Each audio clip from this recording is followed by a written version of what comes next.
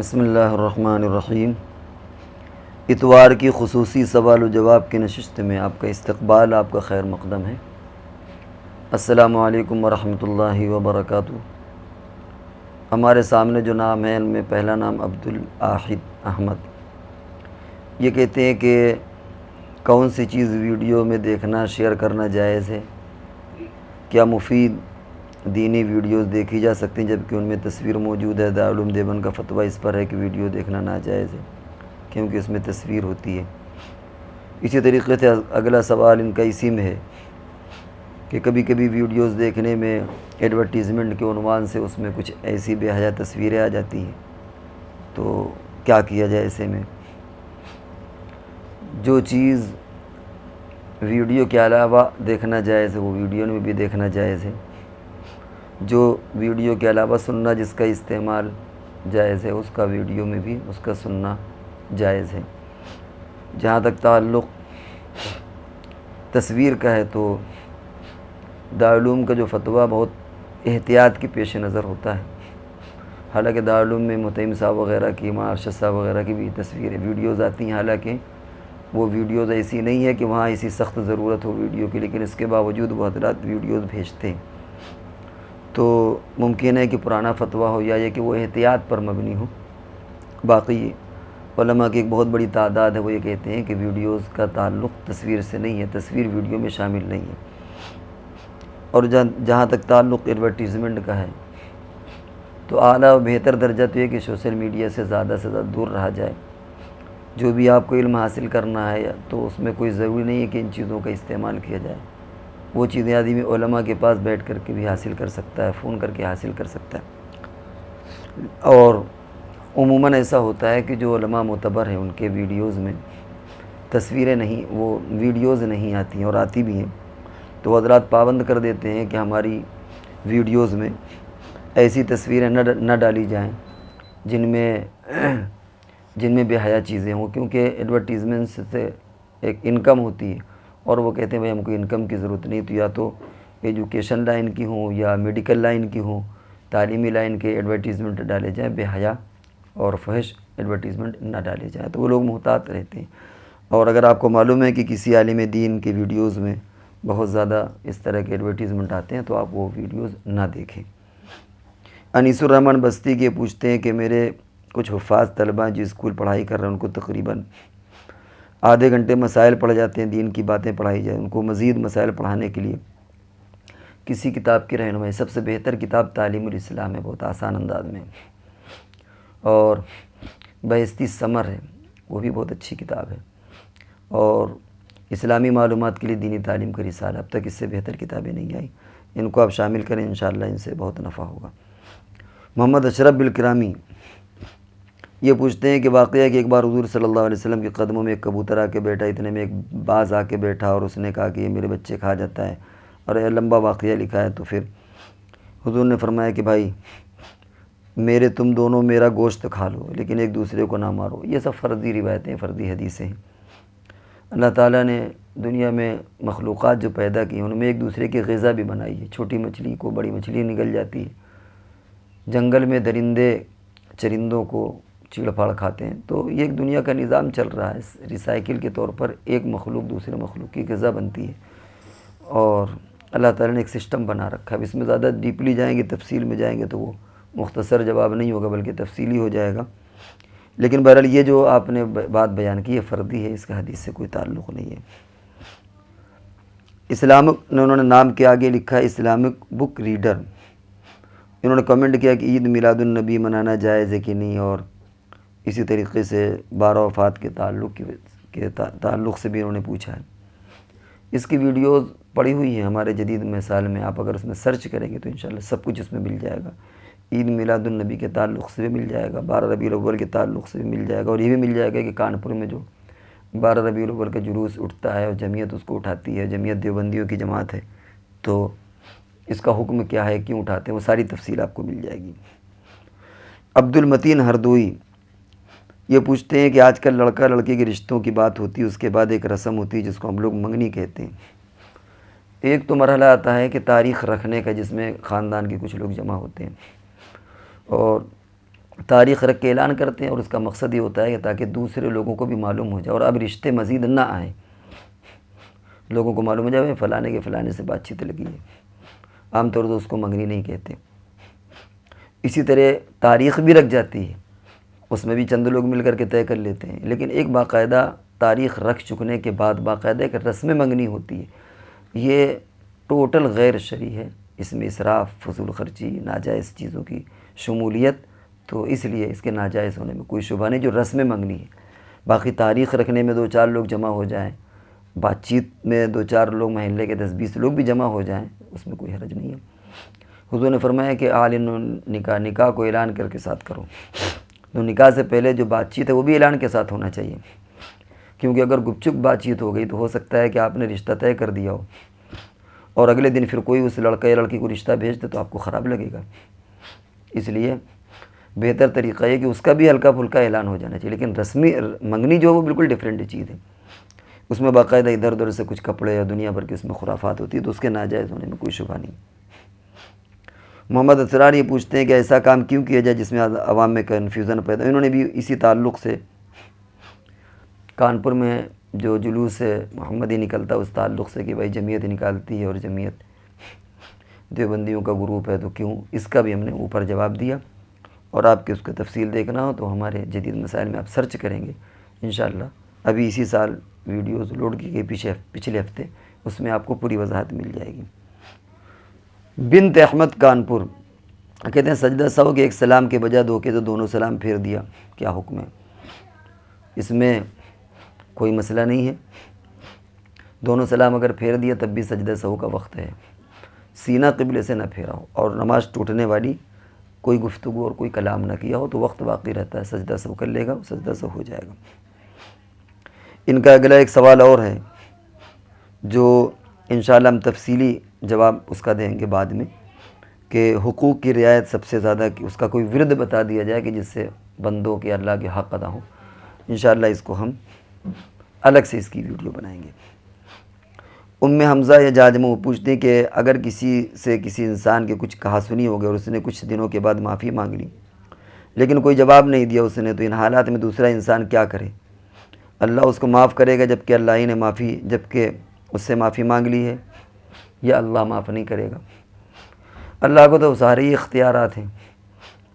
خلاصہ اس کا یہ کہ آدمی کو ایک بار سے خالی اتمام حجت نہیں کرنا چاہیے کہ فارملٹی کے طور پر ایک بار معافی مانگ لیا خلاص، بلکہ کئی بار اس کی کوشش کرنا چاہیے، اور بار بار معافی مانگنے سے بھی اگر وہ معاف نہیں کرتا تو پھر اللہ سے دعا کرنا چاہیے کہ اللہ تعالیٰ اس کے دل کو نرم کر دے۔ اگر یہ کرتا رہے گا تو اللہ کی ذات سے امید ہے کہ میدان محشر میں اللہ تعالیٰ اس کو راضی کر دیں گے، تو اتنا کام وہ کر لے۔ اور اگر معافی کے پیچھے کوئی وجہ ہے تو پہلے اس وجہ کو دور کریں۔ مان لیجیے کوئی حق وابستہ ہے، معافی مانگ رہا ہے لیکن حق نہیں دے رہا، تو پہلے تو حق دے بعد میں معافی مانگے۔ تو پھر بھی اگر وہ اپنے سارے حقوق ادا کر چکا ہے پھر بھی کوئی آدمی ناراض ہے تو اپنے طور پر کوشش کر لے 2-4 بار، باقی اللہ سے دعا کریں، اللہ کی ذات سے امید اگر اتنا وہ کام کر لے گا 2-4 بار تو اللہ تعالیٰ میدان محشر میں اس کی طرف سے راضی کر دیں گے۔ اور خالی فارملٹی نہ ہو کہ ایک بار خالی بس پوچھ لیا اور بس وہ کہنے کو ہو گیا کہ ہم نے معافی مانگی، ایسا نہ ہو۔ شہاب کیرالا انہوں نے ایک ویڈیو بھیجی ہے، اس میں کیا ہے، اس ویڈیو موسیٰ علیہ السلام کے تعلق سے واقعہ بیان کیا جا رہا ہے، اس کی سند ضرور بتایا۔ ہم نے اس سے پہلے بھی عرض کیا تھا کہ ویڈیو کو سننا یہ ہمارے لیے مشکل ہے، کئی منٹ کا ویڈیو پھر ہم اس کو سنیں اور پھر پورا اس میں اشکال نکالیں تو یہ ہمارے لیے مشکل ہے۔ آپ اتنا کام خود کریے کہ لکھ دیجئے، اور اگر لکھنا ممکن نہیں ہے تو کم سے کم اس ویڈیو میں جو چیز آپ کو پوچھنا اس کا آڈیو ڈال دیجئے اپنی زبان پہ، اپنے الفاظ میں اس ویڈیو کا آڈیو ڈال دیجئے کہ مفتی صاحب ہم کو یہ پوچھنا ہے کہ اس ویڈیو میں یہ چیز ہے، ہم کو یہ پوچھنا ہے بس۔ تو ہم اس کو جب ہمارے افراد جو ہیں وہ جو اس کو ٹائپ کرتے ہیں سوال بناتے ہیں تو وہ آپ کا آڈیو سوال میں آ جائے گا۔ لیکن اس طرح ہم بار بار وضاحت کر چکے ہیں کہ ویڈیو برائے کرم نہ بھیجا کریں، اور اگر بھیجیں گے بھی تو اس کا جواب ہمارے لیے مشکل ہے۔ یہ گجرات کے ہیں اسماعیل بھا، ماشاءاللہ پابندی سے پوچھتے ہیں، کہتے ہیں جو لوگ علماء کے خلاف بدزبانی اور بد کلامی کرتے ہیں، خدا کی ختم کیا ہے قسم ان کی خبروں کو جہنم کا گڑھا بنتے دیکھا۔ یہ احمد علی لاہوری رحمۃ اللہ علیہ کے حوالے سے ایک شیئر ہو رہا ہے کہ قبر کو جہنم کا گڑھا یا جنت کا باغ دیکھا ہے. یہ اصل میں کبھی کبھی سمجھانے کے لیے کسی ایسی چیز کو بیان کر دیا جاتا ہے. یا تو یہ مکاشفات ہوتے ہیں، لیکن اگر مکاشفات نہ مانے تو یہ سمجھانے کا اصول ہوتا ہے کہ جو حضور علیہ السلام نے علماء کی عزت اور احترام کی جو باتیں آئی ہیں اور علماء کی بے توقیری سے اور ان کی بے احترامی سے جو نتائج مرتب ہوں گے وہ یہ ہوں گے کہ آدمی گمراہ ہوگا. جب گمراہ ہوگا تو جہنم میں جائے گا. تو کبھی کبھی آدمی تعبیر اس طرح کر دیتا ہے کہ اگر تم نے علماء کو برا بھلا کہا اور بد کلامی کی تو پھر ہم نے تم کو گویا جہنم میں دیکھا ہے. وہ ایک تعبیر ہوتی ہے. تو یہ جو دیکھنا ہی اسی کی قبیل سے ہے کہ جب تم بے احترامی کرو گے، بد زبانی کرو گے تو ان کے پاس جاؤ گے کیسے، مسئلہ کیسے پوچھو گے، غلط سلط پھر عمل کرو گے اور وہ جہنم کا جانے کا ذریعہ و سبب بنے گا. تو مکاشفہ بھی ہو سکتا ہے کسی کے لیے، لیکن عموماً اس طرح کی باتیں بطور نصیحت کے سمجھانے کے لیے کہی جاتی ہیں. محمد طاہر یہ طلاق محل سے پوچھتے ہیں، الیکٹرانک سامان لانے پر انٹرسٹ نہیں لگتا مگر فائل چارج کے طور پر کبھی 500 کبھی 1000 روپے کبھی 1500 لیتے ہیں وہ لوگ. تو فائل چارج لیتے، کیا ہمیں یہ بیاج میں جڑے گا یا نہیں؟ سوال آپ کا کلیئر نہیں ہے کہ الیکٹرانک سامان لانے پر انٹرسٹ نہیں لگتا. یہ تو ایک عجیب بات ہو گئی. ہمیں تو ایسا نہیں معلوم کہ ایسا کوئی فرق ہے. اور فائل چارج میں کیا لگتا ہے کیا نہیں، آپ کا سوال کلیئر نہیں. اس کو دوبارہ واضح کریں کہ فائل چارج میں اگر انٹرسٹ لگتا ہے تو نہیں لگتا ہے. تو کل ملا کر کے اس کو تھوڑا اور آپ اپنا سوال وضاحت سے لکھیے. اخت سفیان یہ پوچھتی ہیں، اگر مرحوم کی باڈی پر زیادہ کٹ لگے گا تو اسے غسل کیسے دیں گے؟ کیونکہ جب کوئی شخص مر جاتا ہے ڈاکٹر ٹاکا نہیں لگاتے، کبھی کبھی صرف کاٹن روئی رکھ دیتے ہیں. اب اگر غسل کیا جائے گا، پانی بہے گا تو وہ پانی کفن میں لگ جاتا ہے، پورا کفن تر ہوتا ہے. پھر کبھی کبھی وہ چارپائی میں ہوتا ہے، پھر نیچے ٹپکنے لگتا ہے، دقت آتی ہے. کوشش کریں نہلا دیں اور نہلانے کے بعد اس کو کفن دے دیں یا پنی پر اس کو پنی سے کور کر دیں، اس کے پھر کفن دے دیں. لیکن پنی میں کفن دینے میں تھوڑی سی پرابلم یہ ہے کہ یہ جو پولوشن ہے، زمین کا پولوشن، اس کو فروغ دے گی پنی، کیونکہ پنی گلتی نہیں ہے. لہذا قانونی اعتبار سے بھی پکڑ کا ذریعہ بن سکتی ہے کہ آپ نے مردے کو آپ نے پنی میں رکھ کر کے اس کو دفن کر دیا. وہ پنی گلے گی نہیں، اس لیے ایسی شکل میں مجبوراً آپ اسے غسل نہ دیں. جیسے کورونا میں ایسے حالات پیدا ہوئے ہیں کہ بغیر غسل دیے کفن دیا گیا ہے اور دفن کر دیا گیا، اسی طرح آپ بغیر غسل کے کفن اور دفن کر دیں. جبکہ غسل دینے میں دقت یہ ہے کہ پانی زخم میں بھر جائے گا، پھر رسا ہوگا، کفن خراب ہوگا وغیرہ وغیرہ جیسے باتیں. اور پنی کا مشورہ اس لیے نہیں دیا جاتا کہ یہ خلاف قانون بھی ہے، اور چونکہ پنی زمین میں گلتی نہیں ہے لہذا یہ زمین کے جو ایک پولوشن ہوتا ہے زمین کی، جو اس میں یہ پرابلم پیدا کرے گا، خطرہ ہے. سارے لوگ اگر ایسا کرنے لگیں گے تو اس لیے اس سے ایوائڈ کیا جائے تو بہتر ہے. عمیر مدنی پوچھتے ہیں کہ کوئی سرکاری افسر دیوالی کا خرچہ مانگے تو رشوت میں کیا انٹرسٹ کا پیسہ دے سکتے ہیں؟ بعض لوگوں نے اس کی اجازت دی کہ آپ اگر جینوین ہیں اور کوئی بلا وجہ مجبور کر رہا ہے تو اسے انٹرسٹ کا پیسہ دے سکتے. اعلیٰ اور افضل درجہ تو یہ کہ اس میں نہ دیا جائے، لیکن اس میں دے سکتے ہیں کیونکہ یہ بھی حکومت کی نااہلی ہے. حکومت کی نااہلی اور بہت سے ایسے قانونوں کی وجہ سے ان کو اتنی ہمت ہوئی کہ وہ آپ سے پیسہ مانگ رہے ہیں. گویا حکومت نے کہا کہ اس کی جیب سے جا کے نکال لو، کیونکہ آپ کی کوئی سنوائی نہیں ہے. تو اس لیے بعض علماء نے اس کی اجازت دی کہ اگر آپ حق بجانب ہیں تو رشوت دے سکتے ہیں، اور بعض علماء اس سے منع کرتے ہیں. توصیف بھا سورت گجرات سے پوچھتے ہیں کہ آپ صحت مند ہوں، دعا دی انہوں نے، اللہ قبول کرے آپ کی دعا. کیا جمعہ کے دن قبرستان جانے سے مردے کو انسان نظر آتا ہے؟ جو انسان جمعہ کو قبرستان جاتا ہے اس کو مردہ دیکھ سکتا ہے؟ نہیں، ایسا تو نہیں ہے کہ جمعہ میں جانے میں قبرستان جانے سے مردے کو انسان نظر آئے، ایسا نہیں. ہمدان یہ پوچھتے ہیں کہ مسجد میں مؤذن صاحب سے اذان کے وقت کوئی 2 لائن چھوٹ گئی تو کیا دوبارہ اذان دے یا اس کو ریپیٹ کرے؟ اگر اذان کے الفاظ چھوٹ گئے تو ان کو دوبارہ کہہ کے اور پھر پوری اذان اسی کو کنٹینیو کر دیا جائے، یعنی جو چھوٹا ہے وہ چھوٹے کا ہے اور پھر اسی سے آگے بڑھ جایا جائے. اور اگر تھوڑی دیر ہو گئی ہے تو دوبارہ کہہ لیا جائے. بہت دیر ہوئی ہے تو پھر اصل بہتر طریقہ ہے کہ اذان دوبارہ دے دی جائے. لیکن یہ لحاظ رکھیں کہ وہ اذان مائک سے نہ دیں، کیونکہ مائک سے اذان دینے میں دقت ہے، لوگ کنفیوز ہوں گے. اور یا جیسے رمضان میں الصلاۃ خیر من النوم چھوٹ گیا تو آپ حجرے میں اذان دے دیں مسجد میں بغیر مائک کے اذان دے دیں تاکہ سنت ادا ہو جائے. لیکن دوبارہ اذان دینے میں پتہ نہیں کس کا روزہ ٹوٹے یا رہے یا لوگ کنفیوز ہوں پریشان ہوں گے تو وہ ایک فتنے کا ذریعہ بنے گا. اس لیے مائک کے ذریعے سے نہ دیں. اگر ممکن ہو تو دوبارہ اذان دے دیجیے, اور اگر ممکن نہ ہو تو بہرحال نماز کی شرط اذان یہ نماز کے لیے شرط نہیں, اسی مجبوری میں نماز ہو جائے گی. اذان آپ جتنی ہو سکی اتنی اذان آپ رہنے دیجیے. شوکت منصوری انہوں نے دیوبندی لوگ عید میلاد النبی کے تعلق سے انہوں نے پوچھا اور اس کا جواب ہم نے اوپر دیا جا چکا ہے. زید خان انہوں نے پوچھا ہے کہ ڈوسا یا ڈوسا ہوگا بنانے والے کی ضرورت نہیں نکالا تو دیوبندی. انہوں نے بھی وہی جلوس کے تعلق سے 4-5 سوالات آئے. آپ میرا خیال ہے اس میں سن لیں. مفتی اقبال صاحب کی آدھی منٹ کی ویڈیو ہے, کامنٹ میں آپ لنک مانگیں گے تو انشاءاللہ لنک بھیج دیا جائے گا, اس کو آپ سن لیں. تو مفتی صاحب نے پوری وضاحت اس میں کر دی ہے. ریحان خان انہوں نے پوچھا ہے کہ کانفرنس میں وہ میرا ایک سوال ہے کہ قرآن میں اللہ پاک فرماتے ہیں کہ میں اور فرشتے نبی پر سلام بھیجتے ہیں, لہذا تم بھی نبی پر سلام بھیجو. کیا درود پڑھنا سلام پڑھنا دو چیزیں الگ الگ ہیں؟ ہم درود کس طرح بھیجیں؟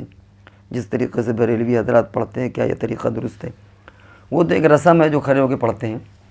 اصل میں یہ صلو علیہ وسلم و تسلیمہ جہاں پر قرآن میں آئے تھے درود و سلام, تو تھوڑا سا فرق ہے. صحابہ نے پوچھا کہ اللہ کے رسول ہم درود پڑھتے ہیں نماز میں اللہم صلی علی محمد, ہم کو معلوم ہے, لیکن سلام کیسے بھیجیں؟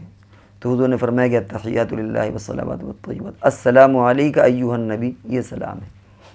تو نماز میں دونوں چیزیں آ گئیں. اور تھوڑا سا فرق معنی کے اعتبار سے یہ ہے کہ درود کے معنی رحمت, درود کے کئی معنی آتے ہیں. جب اللہ کی طرف نسبت ہوتی ہے تو اس کے معنی رحمت کا نزول, اور سلام کا مطلب سلامتی کی دعا. تو تھوڑا سا یہ فرق ہے. اور التحیات میں سلام آ گیا اور درود شریف میں درود آ گئی. اور عام طور سے جو دعائیں جو درود شریف بندہ پڑھتا ہے اس میں عموماً صلات اور سلام دونوں الفاظ ہوتے ہیں. ان درود میں عموماً دونوں الفاظ ہوتے ہیں. تو وہ کوئی بھی آپ درود شریف پڑھیں گے عموماً 90% 50% دونوں الفاظ ہوتے ہیں. تو درود بھی ہو جائے گا, سلام بھی ہو جائے گا. تو محترم ناظرین اکرام, یہ رہے آپ کے سوالات کے جواب, اور اگلی نشست تک کے لیے ہم آپ سے رخصت ہوتے ہیں. جب تک کے لیے ہمیں اجازت دیجیے. السلام علیکم ورحمۃ اللہ وبرکاتہ.